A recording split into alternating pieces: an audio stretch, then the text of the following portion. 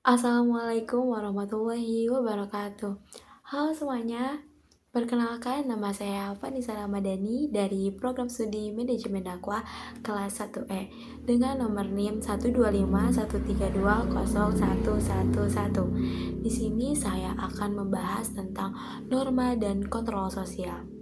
Pernah gak sih kalian mikir kenapa dalam kehidupan sehari-hari ini kita harus mengantri, ketika kita terlambat datang ke kelas kita kena teguran, dan ketika kita melanggar suatu aturan kita dapat terkena sanksi. Nah, itu semua ada hubungannya dengan norma dan kontrol sosial. Di video kali ini kita akan membahas apa itu norma, apa itu kontrol sosial, dan apa aja sih contoh-contohnya dalam kehidupan sehari-hari. Oleh karena itu, yuk tonton video ini sampai akhir.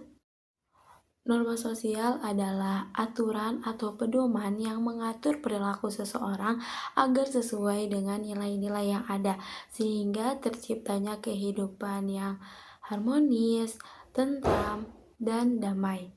Nah, norma sosial ini tidak selalu harus tertulis, tetapi bagaimana norma sosial ini dapat disepakati oleh masyarakat. Nah, kalau kita taat kepada norma sosial ini, maka hidup kita akan nyaman. Namun, ketika kita melanggar norma sosial ini, siap-siap akan terkena sanksi. Contoh sederhana norma diantaranya menyapa ketika bertemu teman, menghormati kepada yang lebih tua, dan tidak membuang sampah sembarangan. Norma juga punya beberapa jenis, seperti yang pertama ada norma agama, misalnya beribadah sesuai ajaran agama. Yang kedua, norma kesusilaan seperti bersikap jujur. Yang ketiga ada norma kesopanan, misalnya berbicara dengan santun. Dan yang terakhir, norma hukum seperti mematuhi peraturan lalu lintas. Kalau norma sosial adalah aturannya, maka kontrol sosial adalah cara bagaimana norma sosial ini dapat ditaati oleh masyarakat. Nah, kontrol sosial ini dilakukan agar tidak terjadinya penyimpangan di dalam masyarakat. Kontrol sosial ini bisa dilakukan oleh keluarga, sekolah, masyarakat, dan aparat hukum.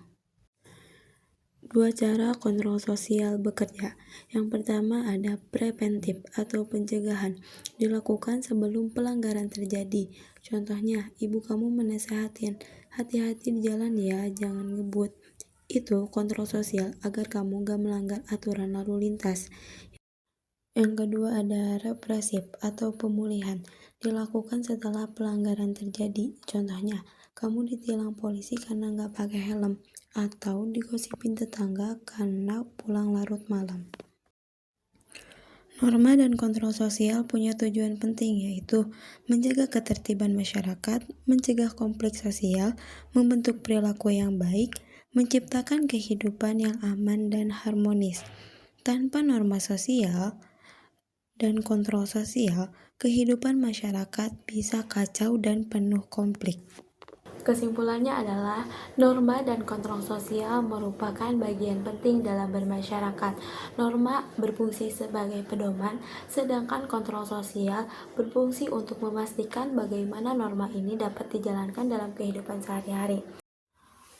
Nah, tanpa adanya norma dan kontrol sosial ini, bayangkan saja betapa kacaunya dunia ketika semua orang menjalankan kehidupannya dengan sesuai kemauan mereka sendiri, tanpa adanya peraturan yang mengatur kebaikan untuk kehidupan kita.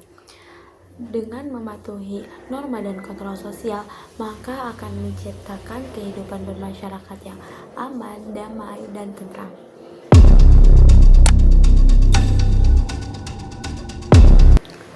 Terima kasih sudah menonton, dan semoga video ini dapat bermanfaat. Sampai jumpa kembali.